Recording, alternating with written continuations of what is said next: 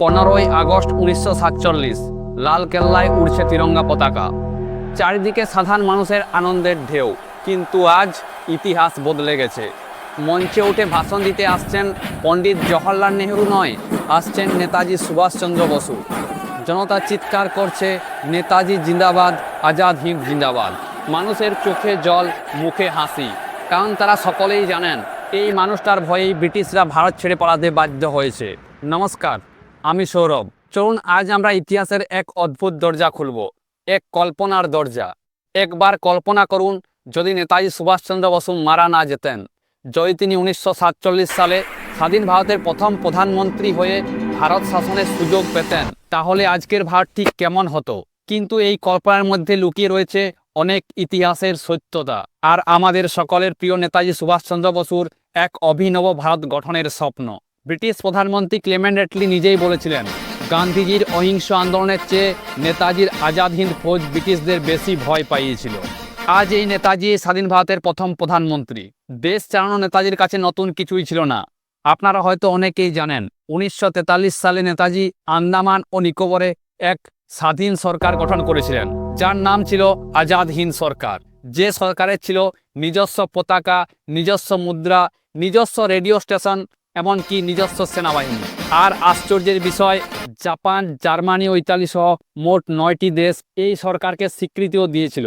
তাই এখনও অনেকেই এটাই মনে করেন যে নেতাজি সুভাষচন্দ্র বসুই ছিলেন স্বাধীন ভারতের প্রথম প্রধানমন্ত্রী।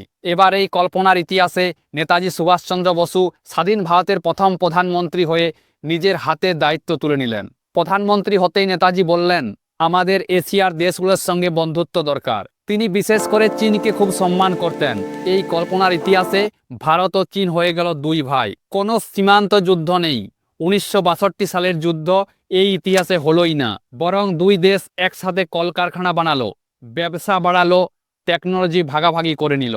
অ্যাডভান্স টেকনোলজি এবং উন্নত পরিকল্পনায় তৈরি হলো শহর। প্রতিটা গ্রাম হয়ে উঠল উন্নত। ভারত দ্রুত শক্তিশালী হয়ে উঠল। আর নেতাজির এই শাসনে ভারত ভাগ হলো না, কারণ নেতাজি সুভাষচন্দ্র বসু ছিলেন ভারত ভাগের ঘোর বিরোধী।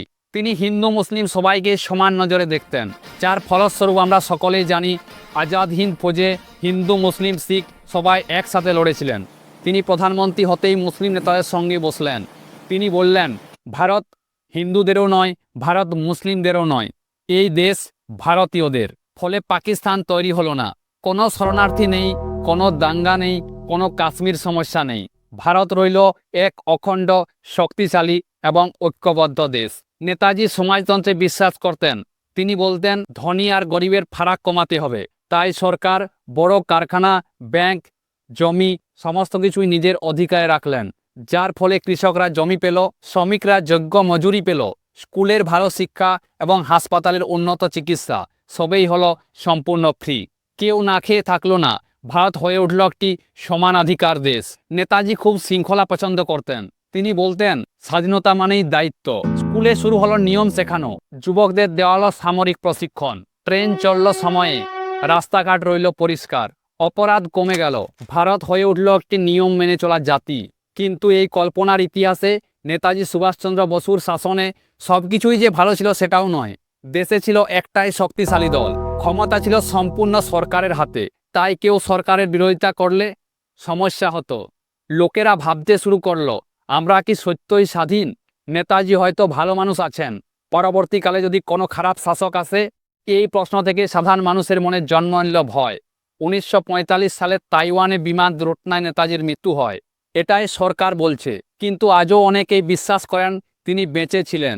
যদি তিনি বেঁচে থাকতেন, যদি তিনি স্বাধীন ভারতের প্রথম প্রধানমন্ত্রী হয়ে দেশ চালানোর মতো সুযোগ পেতেন, তাহলে আজকের ভারত হয়তো আরও শক্তিশালী, আরও শৃঙ্খলাবদ্ধ, কম দুর্নীতিগ্রস্ত, কম বিভক্ত এবং আরও উন্নত দেশে পরিণত হতো।